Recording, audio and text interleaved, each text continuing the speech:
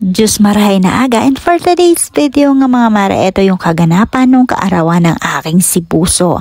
Ayan nga po, wala nga po kaming balak talagang pumasok, kaso naman pinapasok nga itong aking si Puso. Dahil kaarawan niya nga, kaya ako'y umabsent sa aking trabaho. At dahil nga tanghali na, kaya naman ang pagsusuklay ng aking buhok ay ginawa ko na lang sa sasakyan. Ito nga po, sobrang tirik na yung araw at nandito pa rin nga kami sa daan. O Puso, happy birthday sa'yo. Wala kang magagawa kundi ang magtrabaho. At papaalis na nga kami ng bahay para pumunta nga sa palengke at balak nga namin magluto ng kaldereta para sa kanyang kaarawan.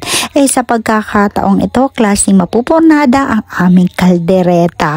At dahil pares pa nga kami mga mari, hindi pa rin nag-aalmusal ng aking si Puso, kaya magte-take out na nga lang kami dito sa Jollibee. At talaga naman dyan nang naikari-kitoy kantod ko, kaya mga mari, pwede na magkaraon po kita.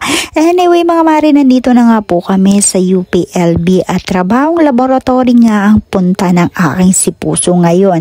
Laboratory technician nga po siya sa ngayong araw.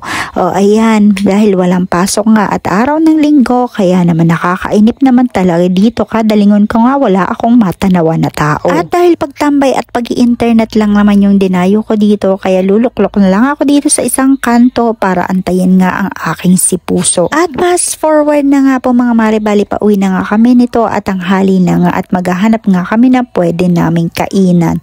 At dahil inabot na nga po kami na malakas na ulan, kaya naman ako'y mag-chill na lang muna dito sa loob. At pagdating nga po namin ng bahay, ang aking si Puso ay nag-afternoon session. Hindi talaga mawawala dyan sa taong yan yung pagtulog sa tanghali. At dahil eto nga yung aking aatupagin ngayon at siya'y nakatulog, gagawin ko nga po mga mari yung kanyang cake. At itong mga cake topper nga po pala na ito ay in-order ko lang naman sa Shopee. Ayan, mayroon pa dito akong mga chocolate. Yan pong chocolate na yan ay pasalubong ng aking boss galing sa Australia. At dahil hindi nga po ako marunong mag-bake ng cake, kaya naman minabuti ko na lang bumili na lang sa Goldilocks. At dahil nag-melt na nga mga mari yung ibang mga flour dyan sa ibabaw ng kanyang cake, kaya hindi ko na siya matatanggal katulad nito. At dahil DIY nga po ang aking gagawin, ako'y hirap na hirap sa pagbibideo, kaya ayan, ganito na lang yung aking ginawa. Ganito nga po pala yung finished product. Ayan, dahil napakahilig ng aking si Puso sa paninigarilyo, hindi mawala-wala sa kanya, kaya naman yun na lang ang naisip kong gawing DIY na design sa kanyang cake. At dahil wala naman ako masyadong oras na para sa pagluluto, kaya naman eto na lang ang yung aking niluto.